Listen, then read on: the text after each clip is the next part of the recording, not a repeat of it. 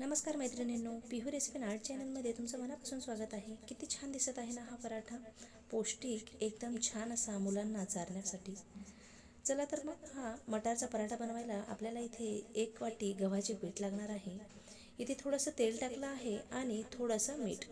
हे पीठ आपल्याला व्यवस्थित असं मळून घ्यायचं आहे। जसं आपण चपातीला बनवतो तसंच आपल्याला हे पीठ मळायचं आहे। थोडं थोडं पाणी घालून हे पीठ छान असं मी मळून घेतलेलं आहे। आता इथे आपल्याला थोडंसं तेल टाकायचं आहे आणि पिठाला आपल्याला लावून घ्यायचं आहे आणि 15 मिनिट असंच पीठ आपल्याला मळून घेतलेलं ठेवायचं आहे। आता आपण मटारचा सारण बनवून घेऊया।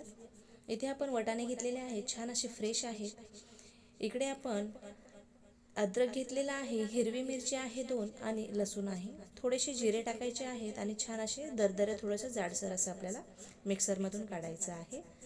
आता आपण एका कढईमध्ये तेल टाकलेलं आहे। यामध्ये वाटाण्याचं जे मिश्रण काढलेलं आहे ते आपल्याला कमी गॅसवरती परतवून घ्यायचं आहे।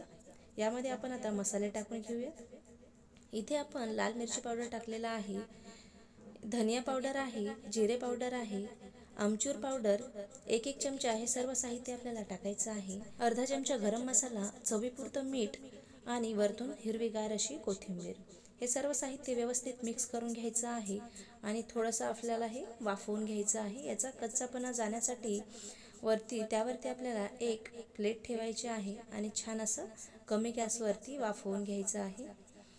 5 मिनिट आपल्याला हे वाफवू द्यायचं आहे, जास्त नाही। आणि हे आपण सारण थंड होऊ दिलं आहे। आता आपण पीठ मळलेलं घेऊयात आणि पोळपाटावरती एक लाटी घेतली आहे आणि छान अशी लाटून घेतली आहे।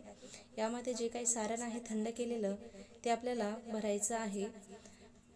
या लाटीवरती ठेवायचं आहे, छान असं गोल दोन्ही हातांनी करून घ्यायचं आहे आणि व्यवस्थित अशी लाटी प्रेस करायची आहे। थोडंसं पीठ टाकलेलं आहे पोळपाटावरती आणि दोन्ही हातांनी हे सारण पूर्ण साईडला होईल असं दोन्ही हातांनी प्रेस करून घ्यायचं आहे।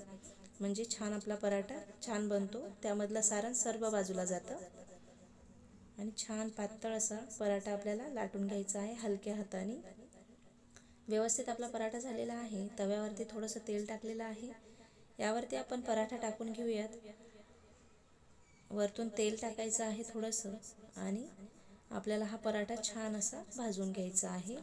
अशा प्रकारे आपण सर्व पराठे बनवून घेऊयात आणि तुम्ही ही रेसिपी नक्की ट्राय करा। मुलांना टिफिनमध्ये द्या, गरमागरम सर्वांना खायला द्या आणि दह्यासोबत, शेजवान चटणीसोबत, सॉससोबत ही पराठे आपण खाऊ शकतो। व्हिडिओ आवडल्यास लाईक करा, शेअर करा आणि आमच्या चॅनलवरती नवीन असाल तर प्लीज चॅनलला सबस्क्राईब करायला विसरू नका। धन्यवाद।